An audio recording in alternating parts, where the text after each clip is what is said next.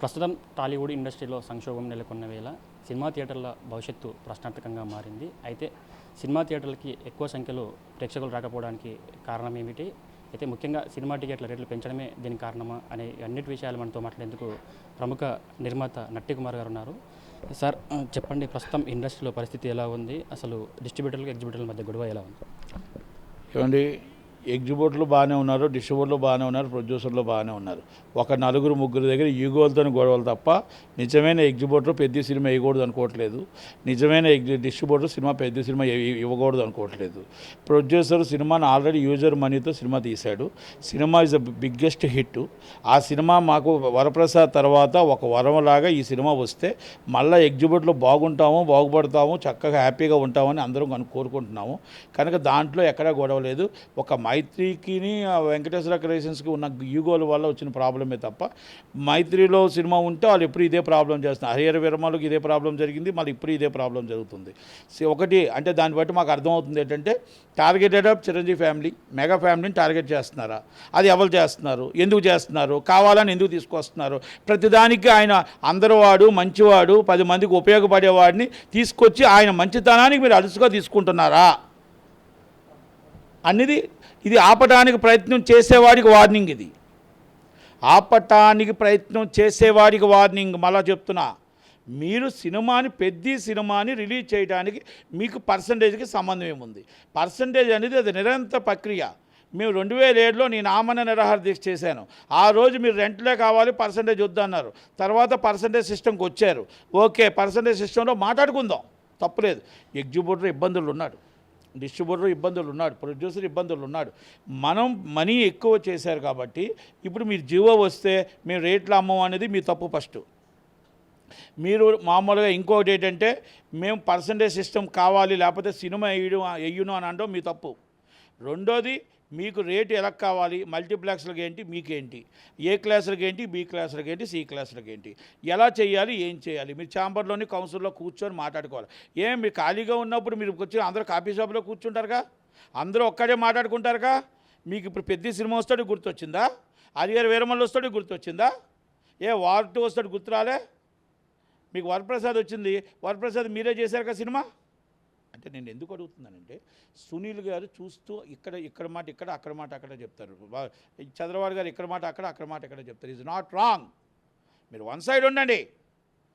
ఎగ్జిబ్యూటర్లకు న్యాయం చేయాలా, ఎగ్జిబ్యూటర్ వైపు ఉండండి.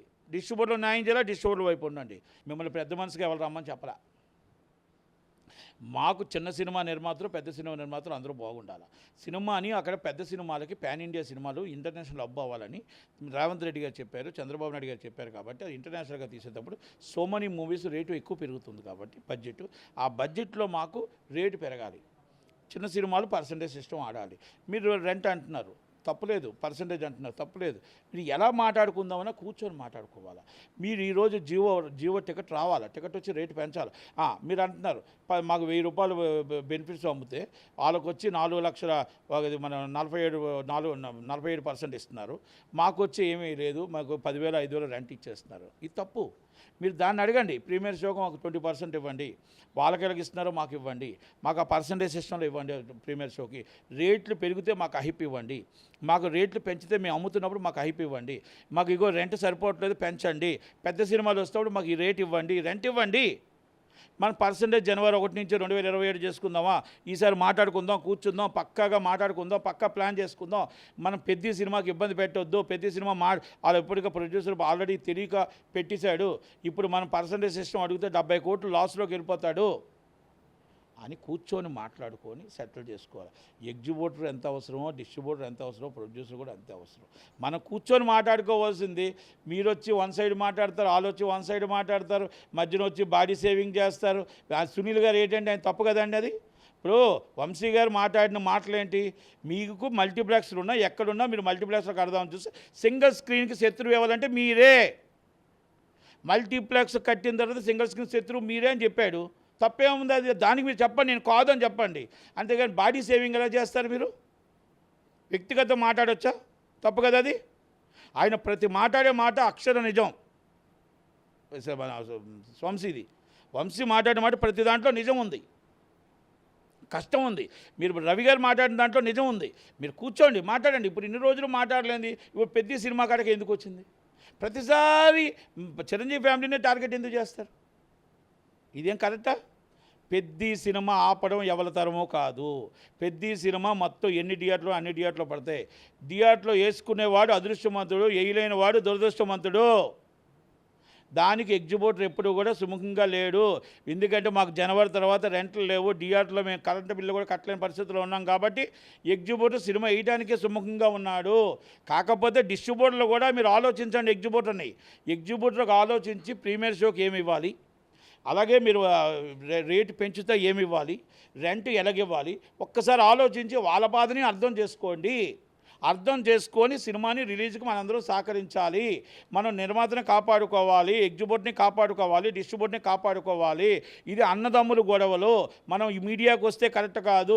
నేను ముందు మీడియాకి రాలేదు, ఫస్ట్ శ్రీనివాస్ గారు అందరూ మీడియాకి వస్తే, తర్వాత మన వంశీ గారు మీడియాకి వస్తే, నేను అందుకే చిరంజీవి గారిని ఎందుకు టార్గెట్ చేస్తున్నారు, మీరు ఎందుకు ఇలాగ వస్తుందని చెప్పేసి నేను రావాల్సి వచ్చింది తప్ప నేను రాలేదు. దీనికి నిరసనగానే ప్రొడ్యూసర్ కౌన్సిల్కి ఫెయిల్ అయ్యింది, ప్రొడ్యూసర్ కౌన్సిల్ చేత కాలేదు, ప్రొడ్యూసర్ కౌన్సిల్ రోడ్డు మీద తీసుకొని పెట్టింది కాబట్టి ఐఎమ్ జాయింట్ సెక్రటరీ నేను రిజైన్ చేసేసాను.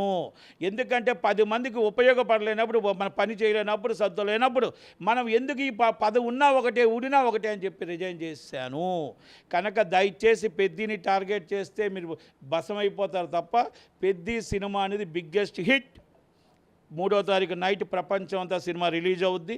ఎగ్జిబిటర్ ఎయ్యును అన్న వ్యక్తి ముందొచ్చి అగ్రిమెంట్ చేస్తాడు. ఎవరో ఆధారపడొద్దు, అభిమానులు ఎవరో ఇబ్బంది పడొద్దు. దయచేసి చిరంజీవి గారి దాకా అవసరం లేదు. ఇది సెటిల్ ఈజ్ మేటర్, ఇమ్మీడియట్లీ అయిపోతుంది. పెద్ద సినిమాకి ఏ ఇబ్బంది రాదు. కనుక మనం ఎగ్జిబిటర్ని కూడా కాపాడుకుందాం, డిస్ట్రిబ్యూటర్ని కాపాడుకుందాం, ప్రొడ్యూసర్ని కాపాడుకుందాం. మనం ఇమ్ముకుబుల్గా కూర్చుందాం, మాట్లాడదాం. మీరు ఇది శాశ్వత పరిష్కారం జనవరి 7 నుంచి పెట్టండి, జనవరి 1 నుంచి పెట్టండి, బాగుంటుంది. మీరు ఇలా సినిమాలకు టార్గెట్ చేయొద్దు. ఇప్పుడు మాట్లాడిన రోజుకి మీటింగ్ పెట్టండి. చిన్నాళ్ళని కూడా మీరు దీంట్లో పరిధిలో తీసుకోండి. మీరు చిన్నవాళ్ళకి రెంట్లు అడుగుతున్నారు ఎగ్జిబిటర్లో, చిన్నవాళ్ళకి మీరు 100 టికెట్లు తీయమంటున్నారు. చిన్నవాళ్ళకి వచ్చి మీరు 3 టికెట్లు ఉంటే సినిమా వేయట్లేదు, 30 టికెట్లు ఉంటే సినిమా వేస్తున్నారు. ఇవన్నీ మన చిన్నవాళ్ళని నాశనం చేయడం కాదా? చిన్న సినిమా సర్వనాశనం చేయడం కాదా? చిన్న సినిమా నిర్మాతను రోడ్డు మీద పడేయడం కాదా?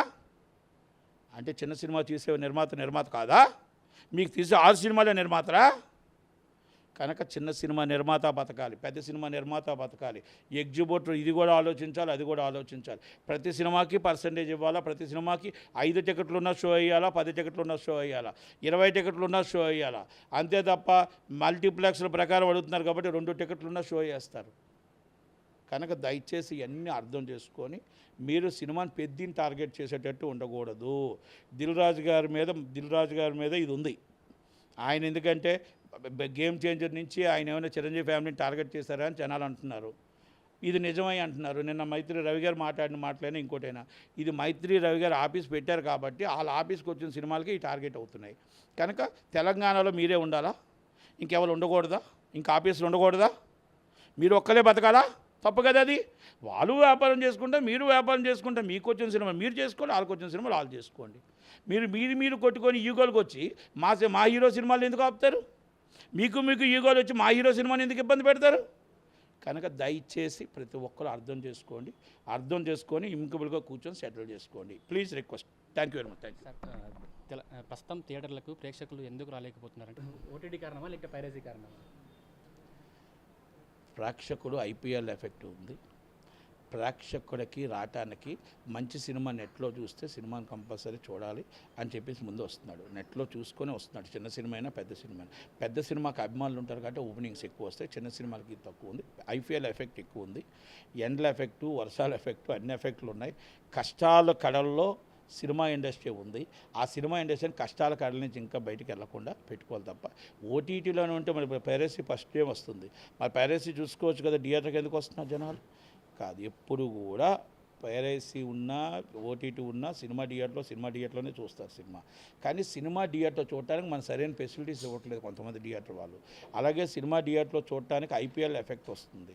ఈ ప్రేక్షకుడికి ఏంటంటే మనం ఇంత డబ్బు పెట్టుకొని వెళ్తే కూడా సరిగ్గా లేదు, మల్టీప్లెక్స్కి వెళ్ళిపోదాం అని మల్టీప్లెక్స్కి అలవాటు పడిపోయి రెవెన్యూ మల్టీప్లెక్స్ ఎక్కువ వస్తుంది, సింగిల్ స్క్రీన్ తక్కువ వస్తున్నాయి. ఇవన్నీ కూడా మనం అర్థం చేసుకోవాలి. ఇప్పుడు నా థియేటర్ ఉంది, నాకే సిగ్గేసి నేను వరప్రసాద్ సినిమాకి నా థియేటర్లో పాపం ఆఖరి సీటు దాకా 250 రూపాయలు టికెట్ అమ్ముతుంటే నేను ఒకరోజు వెళ్తే ఆఖరికి జనాలు పడిపోతున్నారు, పాపం టికెట్లు లేవు. అక్కడ దాకా సినిమా చూస్తే నాకేసింది ఏంటి సీట్లు ఏంటి ఇదేంటి అసలు థియేటర్ ఏంటి అని చెప్పి నా థియేటర్ని అప్పటికప్పుడు మొత్తం ₹1 కోటి పెట్టి రీమోడల్ చేసి సోఫాలు వేసి అన్నీ చేసి ఉత్తరాంధ్రలోనే నెంబర్ 1 థియేటర్ చేశాను. అంటే ప్రేక్షకుడు పెద్ద సినిమా అది వరప్రసాద్ సినిమాని చూసి వచ్చాను, నా థియేటర్ని చూసి రాలా.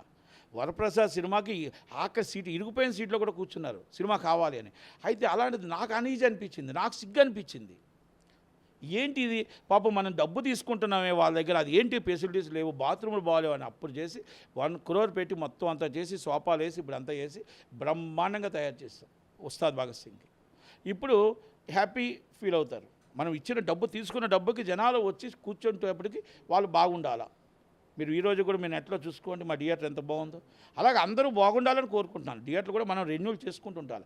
మనకు కూడా ఏంటంటే మొత్తం లాస్లో ఉన్నారు, ఎగ్జిబిటర్లు అంతా లాస్లో ఉన్నారు, దానివల్ల చేయలేకపోతున్నారు. ఆమాస్కి పుణ్యానికి పెద్ద సినిమాలు వస్తాయి. ఈ సినిమా వస్తేనే మాకు 4 వారాలు రెంట్ వస్తుంది. మేము సినిమా ఎందుకు వద్దనుకుంటాం? ఈ సినిమా కావాలి. కాకపోతే కొంతమంది పెద్ద మనుషులు యూనియన్ నాయకులు ఉంటారు. ఆ యూనియన్ నాయకులు ఎప్పుడంటే మొత్తం ఇలాగొచ్చి అన్ని గొడవలు పెడతారు. ఆఖరికి బలిపసుపు అయిపోయింది, మాలాటోలు అయిపోతాం. యూనియన్ నాయకులు ముందే వెళ్ళిపోతారు. ఫస్ట్ అగ్రిమెంట్లు ఆల్వే ఉంటాయి. ఇప్పుడు నేను చెప్తున్నా, పెద్ద సినిమా అగ్రిమెంట్ ఫస్ట్ సునీల్దే ఉంటుంది. మీరు రాసుకోండి. ఈరోజు 3వ తారీఖు నైట్ సినిమా రిలీజ్ మొత్తం అన్ని థియేటర్లో పడకపోతే 4వ తారీఖు వచ్చి నా దగ్గర అనండి, నేనే క్షమాపణ చెప్తాను. తల వంచి మరి క్షమాపణ చెప్తాను. మేము ఓడిపోయాము, సినిమాని వాళ్ళు గెలిచారు ఎగ్జిబిటర్లే అని చెప్తాను. ప్రస్తుతం మీరు ప్రొడ్యూసర్ కౌన్సిల్గా రాజీనామా చేశారు, అది ఎటువంటి పరిణామాలకు దారి తీయవచ్చు? ఏముండదండి, ఇంకో 2 నెలలు ఎలక్షన్ అవుతుంది. ఎలక్షన్లో మళ్ళీ నేను ఇండిపెండెంట్గా గెలిచిన వ్యక్తిని, ప్రజల ఆదరణతో నేను ఇండిపెండెంట్గా గెలిచిన వ్యక్తిని తప్ప వీళ్ళు ఎవరో పోస్ట్ ఇస్తే నాకు నామినేటెడ్ పోస్ట్ రాలేదు, లేకపోతే ఎవరో పోస్ట్ ఇస్తే తీసుకోలేదు. అందరూ ఓటేసి నన్ను బంపర్ మెజార్టీతో గెలిపించారు కాబట్టే నేను గెలిచాను. కనుక నాకు వాళ్ళకి నేనేమి న్యాయం చేయలేకపోతున్నాను కాబట్టే, నాకు చేత కావట్లేదు కాబట్టే, నన్ను చేయనివ్వట్లేదు కాబట్టే, ఒక వర్గం వాళ్ళు మొత్తం టోటల్గా క్యాప్చర్ చేశారు కాబట్టే నేను రిజైన్ చేశాను. ఈసారి నేనేం చేస్తాను, ఎవరు గెలాలి మొత్తం టోటల్గా మా ప్యానల్ ఏంటి, మేమేంటి, మొత్తం ఎలా గెలాలి ఏంటి అనేది 100% మళ్ళీ ఇండివిజువల్గానే ఆగస్టు ఎలక్షన్స్లో మేము నించుంటాం, గెలుస్తాం. కనుక ఎందుకంటే ఈ ఇష్యూని ఇంత దాకా తీసుకురాకూడదు.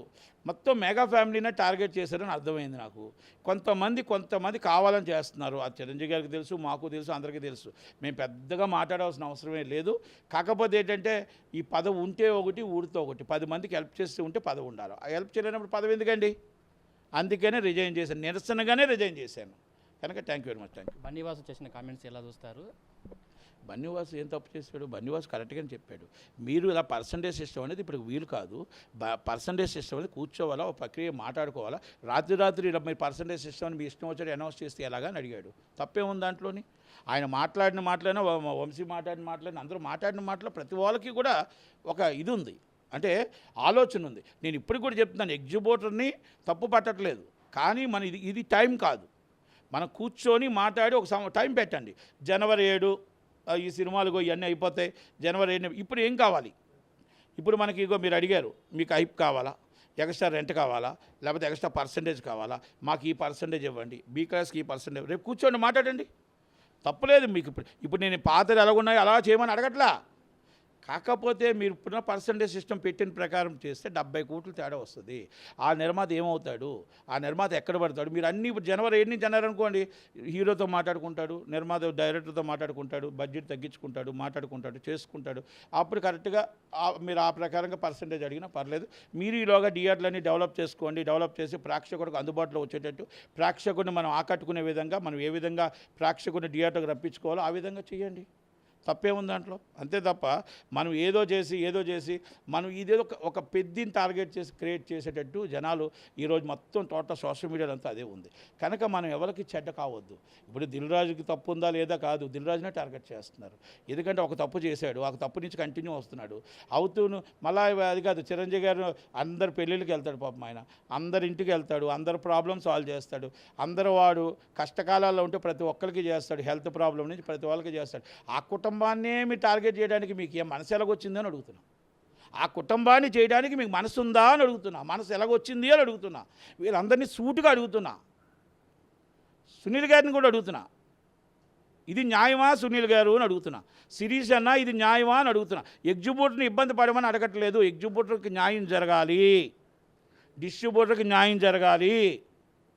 మీ వల్ల కాకపోతే రండి చిరంజీవి గారి దగ్గర కూర్చోండి, అన్నా మాకు ఈ ప్రాబ్లం ఉంది అని అడగండి. 10 మంది ఇద్దరు అటు ఇటు న్యాయం చేసే వ్యక్తి అన్నట్టు చిరంజీవి గారు ఉంటారు, చేస్తారు. ఆయన ఇబ్బంది పెట్టడు, ఆయన పడతాడు ఇబ్బంది. ఆయన అవమానాలు భరిస్తున్నాడు. ఎంతమంది ఎన్ని చేసినా కూడా ఆయన భరిస్తున్నాడు. ఏ రోజు కూడా ఆయన బయటకు వచ్చి ఇదిగో ఇదేం చెప్పలేదు. అందరూ మనవాలే అందరు వాడు అని అంటున్నారు. అందరు వాడు. కొంతమంది ఆయన కొందరువాడుగా చూస్తున్నారు, కావాలనే చూస్తున్నారు. మెగా ఫ్యామిలీని దూరం చేయాలని చూస్తున్నారు. ఈ లెవెల్ వల్ల కాదు, అనుమానుల వానర్ సైన్యం ఉంది ఆయనకి. ఆ వానర్ సైన్యం ఆయన దగ్గర రాకుండానే కాపాడుతూ ఉంటుంది. కనుక thank you very much. Thank you. Right. ఫైనల్గా పెద్ద సినిమా ఆపడం ఎవరి తరం కాదు అని చెప్తున్నారు. ముఖ్యంగా ఎటువంటి సమస్యలు ఉన్నా కూడా కూర్చొని మాట్లాడుకుంటే సమస్యను అంతా కూడా సాల్వ్ చేసుకోవచ్చు అని సీనియర్ నిర్మాత నట్టికుమార్ గారు చెప్తున్న పరిస్థితి మనకు కనిపిస్తుంది. వీడియో జర్నలిస్ట్ రవికుమార్తో అరుణ్, HM TV, హైదరాబాద్.